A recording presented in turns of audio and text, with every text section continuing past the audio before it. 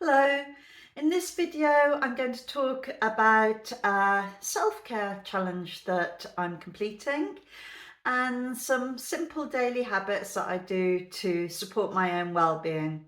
So if you think this might be of interest to you, please stick around and watch the video.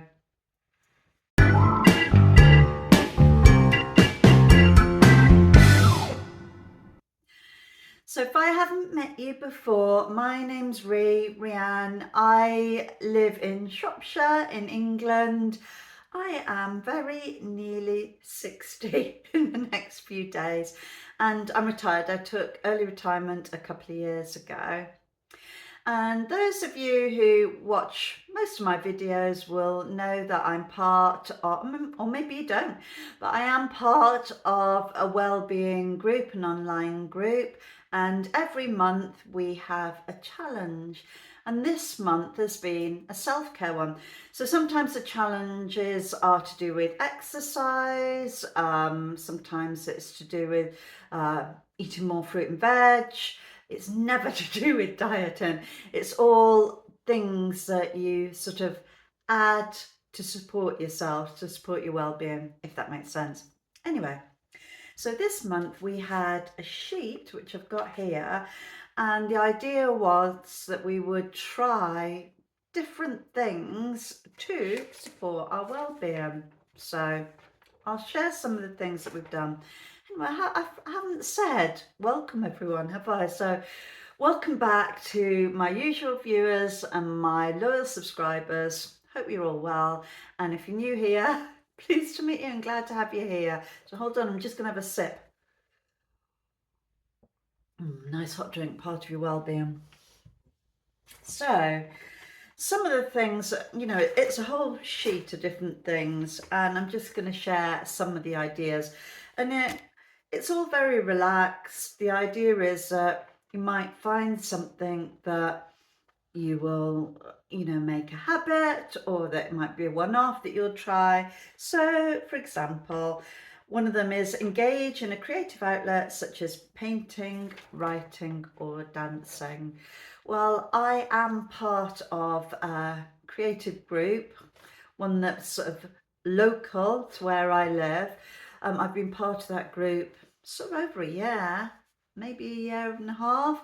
Now, when I started going there, I didn't think I was very artistic at all. And I guess because I can't really draw very well. And in my mind, if you can't draw, you're not very artistic.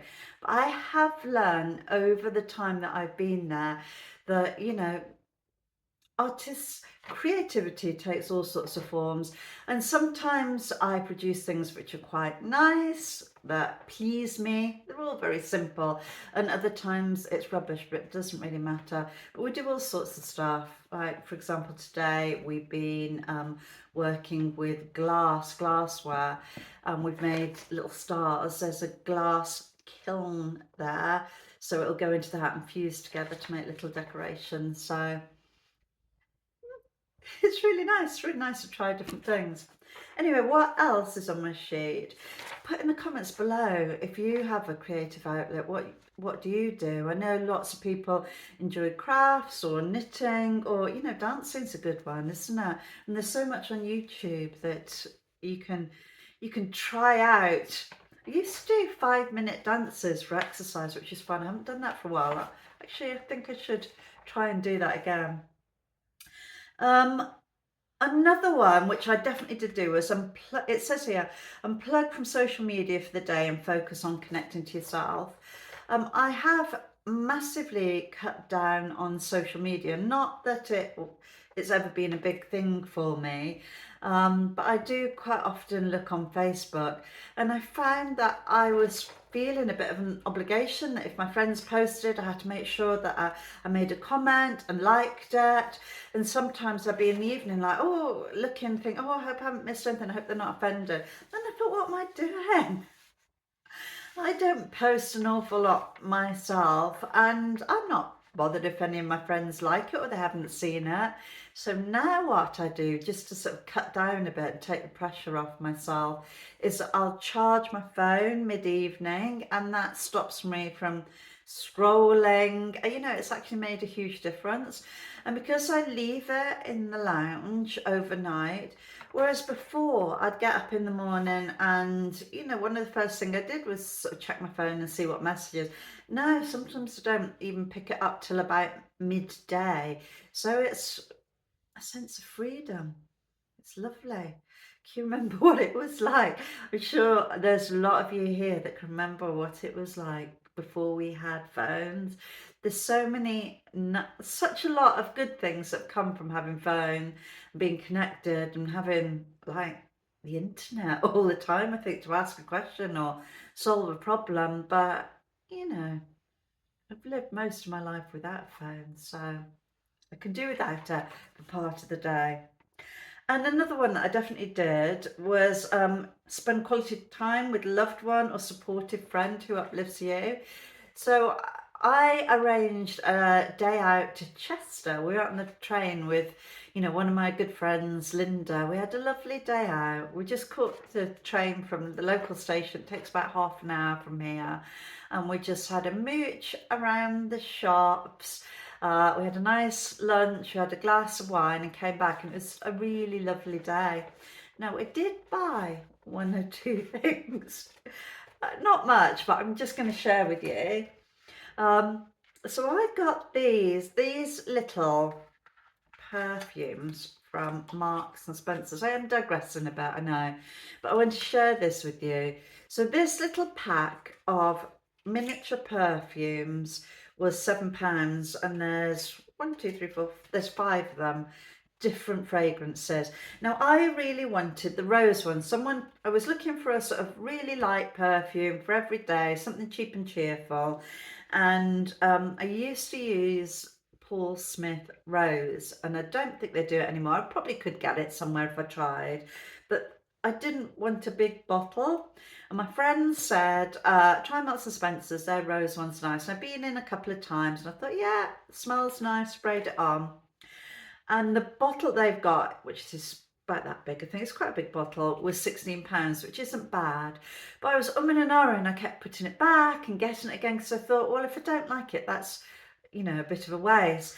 So I saw these, I like the fact they're small. I thought, well, maybe I like some of the other fragrances as well. And there's enough in there for me to properly try the rose one, and try it a few times, because, you know, sometimes when you first put it on, you think, oh, that's nice, but it does settle into your skin, doesn't it? You know, it goes with the warmth of your skin. So I have used it a couple of times, and so far I like it. It's very subtle, but I don't put much on. So that was £7. Also, while I was there, I bought this strap, which I think was about £15, and I got it from Oliver Bonner's. You can get them all over the place. And the reason that I bought this with the little leopard print, which is so in at the moment, is that when I was looking after Pippin, which is my son's dog, I went to stay at my son's house. This was a while ago now, a few weeks ago, and I went shopping for the day in Whitchurch, which is about half an hour from where they live, and I bought these really, really cute little, small little bags, almost like a purse, and they were, I've got 2. Got this one, which is, I'll tell you about the strap on this one in a minute. They were £12.99, something ridiculously cheap. Obviously they're not leather, but they came in all sorts of colours: gold, silver, different shades of brown, brighter colours, oranges, creams, cream isn't bright, greens, all sorts. It had an array of colours, and I just really liked them, and I thought, oh, I don't know what colour to have, and I bought this one first, this sort of mushroom, and I went out the shop, and then I literally turned around, went back in and bought this one because it's so versatile. I haven't used this one yet, but I wanted to show you. So it's got that little catch there, so everything's really secure. Can you see? Zip open. It's got the 2 openings here, so there's plenty of room for my glasses, my tissue, my phone, which is kind of all I need really. There's a zip bit in the middle and a little side bit there. Now, the fact that I've just got it in a little boutique in Whitchurch doesn't really help you. But I was in Shrewsbury the other day and saw them in a little shop there. So I'm guessing that it will be available in lots of little shops. I don't know whether it's available online. It's called Long and Sun London. And I just thought they were really cute. And it doesn't really matter if they get bashed about a bit or the rain gets on them, because that's a good price, isn't it? So I thought that would look really nice, that strap. I've got lots of different straps, different colours.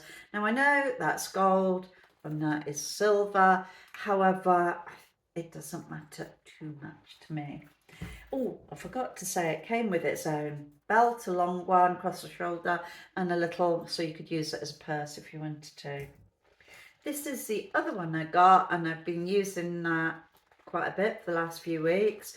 I've just got the strap on it that went with, remember I got that bag from Turkey, the sort of genuine fake turkey bag. Oh, I threw it in the bin in the end. It was just whenever I was wearing my clothes, it was just scraping off really.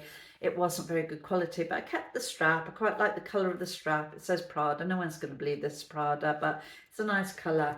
And I thought it went quite well with that. And I've used this bag quite a bit. I go walking every day and it gets wet, gets, shoved around. And it's really good and everything fits in. So I'm pleased with that. So I'm digressing, aren't I? Hold on, I made a few notes to try and keep me on track. So, oh yeah. So I've had my sheet that I've been doing this month, and I'm probably going to continue that. I haven't done something every day, but I don't know. I think each month it's nice to sort of have a little review, and or maybe not every month, maybe every season or every few weeks, to think, how is my life going? Is there anything else that I can do to support my well-being? Am I doing things that I don't want to do? And I just think it's nice to reflect a little bit, and it shouldn't always be in January. In fact, I never make any January resolutions. I just think it's too much pressure. But because I'm an ex-teacher, September, October, September is a new term and a new beginning and a fresh start. So I do get sort of a bit of a whoosh and energy, especially as it's my birthday month in September. So I do sort of reflect a bit and sometimes think, oh, do I need to make any changes? Especially now that I've retired, because when I was working, I didn't always put my well-being first. It's hard to fit everything else. And we do get into a rut, don't we? Of, our life, we're busy, looking after family. Yeah, so it is important to look after ourselves too. One of the other things that I wanted to share is, as part of this group in August, we did an alcohol-free challenge. Now, alcohol's not a thing for me. I do drink, but barely. I've got no particular affiliation with it. I can take it or leave it. I like, a Prosecco occasionally. I probably drink about 2 a month. Sometimes I can go for months without any alcohol at all. Other times, like at Christmas, I might have a few drinks, but can't remember the last time I had more than 2 drinks, and it'd be rare that I have 2 drinks. So you get the picture, don't you? So alcohol-free August wasn't really much of a challenge for me. I could do that really easily. So we were encouraged to do something else, and some did, less processed foods. Some people did no sugar, and I did it a little bit easier, trying to be gentle on myself. I wanted to stop snacking in the evening. I have talked about this before. I wanted to stop snacking in the evening, and I wanted to change that habit, because I believe that all these things we do with food, eating sweet things, sweets, chocolate, biscuits, or whatever, they're habits that we build up, and then it becomes, we want, when I'm having my cup of tea, say, I'd want a biscuit. I don't eat biscuits that much, but I had got into a habit of maybe having a little bit of chocolate on a Friday and Saturday night. I used to do this when I was working, not eat chocolate in the week. and then have like chocolate buttons or dairy milk, which I absolutely love on a Friday. But then I was eating on a Friday more and more and more. So like sometimes on a Saturday, like a big bar of chocolate or yeah, almost a big packet of buttons. And I'd be waking up on a Saturday like a bit headachy, almost like a sugar hangover. And then I thought, this isn't working. So I sort of thought about it and thought, oh, I'll have, rather than having it, oh, as a treat, which is not necessarily, sugar isn't necessarily a treat, I would have a little bit of chocolate every night if I felt like it, like 2-finger Kit Kat or small Freddo bar. And that worked quite well for a while until recently I realised that it was just a habit that I didn't necessarily want. So I would just eat the chocolate whether I wanted it or not. And then some nights I would find that I would be like eating 3 or 4 Freddo bars.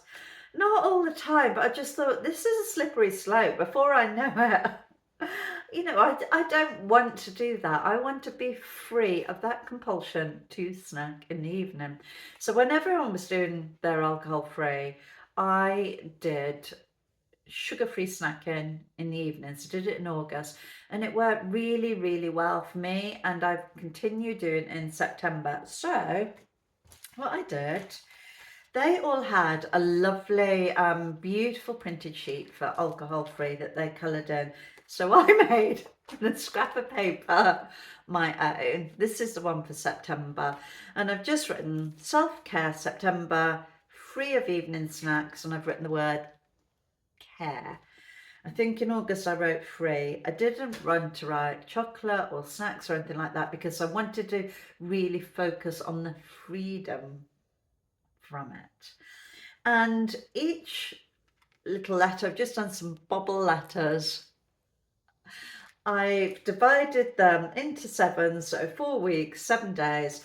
And when I completed the challenge for the evening, I didn't eat any chocolate or sweets or sugar or biscuits in the evening. I coloured it in with a little Crayola crayon, wax crayon, and I keep it in this little sandwich bag, you know, where I can see it easily in the morning.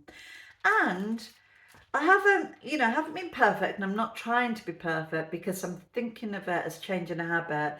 So I want to be relatively easy on myself. It's not a diet or a compulsion. I want to change it so it's a long-term habit, so that in the evenings I'm just free of needing to snack. That if I'm hungry I'll eat, but if I'm not just looking for chocolate because I'm used to having it. So that's what I've done. And it's worked really well, and I'm gonna continue that. So yeah, what do you think? Like, what do you do when you want to change a habit? And like, is there anyone else who's a bit of a snacker in the evening? I can go all day eating really healthily and not think about snacking, not thinking about, my partner has got quite a high metabolism and he eats a lot of biscuits and crisps and snacks, and he's very, very active, doesn't put any weight on. And we've got a lot of chocolate and sweets in the house. Not sweets, we've got chocolates and biscuits and things in the house. But I'm literally not bothered about it until it comes to the evening and I'm like looking around for it. So that's weird, but I'm hoping this will make a difference. And that's it. So I'm not sure what next month's challenge is going to be. But I like this sheet that we did. So I will keep looking at that every month and maybe picking 1 or 2 things out to try. I definitely love this, and I'm hoping that I'm on the way to cracking that habit of, looking around, scratching around for chocolate when I don't really want it. Sometimes I don't even like chocolate and I still look for it. What is that? I don't know. Well, it's a habit, isn't it? Anyway, it'd be really good if you put some comments below on what you do for your self-care. If you think this sort of thing, maybe you want to try that sort of thing, or what do you do to look after your well-being? Do you think about it? Do you stop and think about it? I hope you enjoyed this video. If you've stayed to the end, I'm really, really pleased that you did. Hopefully I'll see you again in the next video. If you haven't already, please consider subscribing. Just press the button below. It's of no cost to you at all. So, okay, hope you enjoyed the video. Take care. See you in the next one. Bye.